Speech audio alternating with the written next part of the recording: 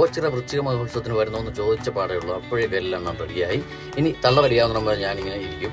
റെഡിയായി കഴിഞ്ഞാൽ ഷർട്ട് എടുത്തോളൂ. നേരെ കണ്ട പുള്ളിക്കാരി ഷൂ ഒക്കെ ഇട്ട് ഓൾറെഡി റെഡിയായി കഴിഞ്ഞു. രണ്ടുപേരും നേരെ ഞങ്ങൾ ഇറങ്ങിയപ്പോഴാണ് ലെവൽ ക്രോസ് എടുത്തിരിക്കുന്നത്. എന്നാണ് ഇതൊക്കെ കഴിഞ്ഞ് ഡെവലപ്പ് ആവുന്നത്. നേരെ ഞങ്ങൾ റോഡിൽ ഇറങ്ങി. റോഡിൽ ഹൈവേ കയറിയപ്പോഴത്തേക്കാണ് ഹൈവേ പണി നടത്തുന്നതുകൊണ്ട് ഭയങ്കര പൊടിയും ഗട്ടറും കാര്യങ്ങളൊക്കെയാണ്. ഇതൊക്കെ താണ്ടി വേണം നമ്മൾ ഓച്ചിറ എത്താൻ. ഒരു 5 കിലോമീറ്ററോളം ഉണ്ട് വീട്ടിനടുത്തുനിന്ന് പോകാനായിട്ട്. നേരെ ഞങ്ങൾ വണ്ടി കയറി 4 പേര് 2 വീലറാണ് വന്നത്. നേരെ വണ്ടി പാർക്ക് ചെയ്ത് സൈഡിൽ ഫുട്പാത്തിലൂടെ നടന്ന് നേരെ ഓച്ചിറ കവാടത്തിലെത്തിയതാണ്. വർഷത്തിലൊരിക്കൽ നടക്കുന്ന മഹോത്സവമാണ്. കേരളം അറിയപ്പെടുന്ന മഹോത്സവമാണ്.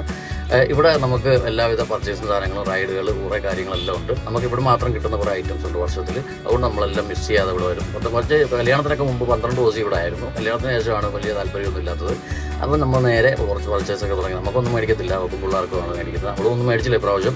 കുഞ്ഞുങ്ങൾക്ക് ചെരുപ്പും കാര്യങ്ങളൊക്കെ വേണമായിരുന്നു. അപ്പോൾ ചെരുപ്പൊക്കെ സെലക്ട് ചെയ്ത് മേടിച്ചു. സ്കൂളിലെ ഐറ്റംസ് ഒക്കെ വയ്ക്കുന്ന കടകളാണിത്. വില കുറച്ചും അതുപോലെ തന്നെ അങ്ങ് കിട്ടാത്ത ഐറ്റംസും ഇവിടെ നമുക്ക് ലഭ്യമാണ്.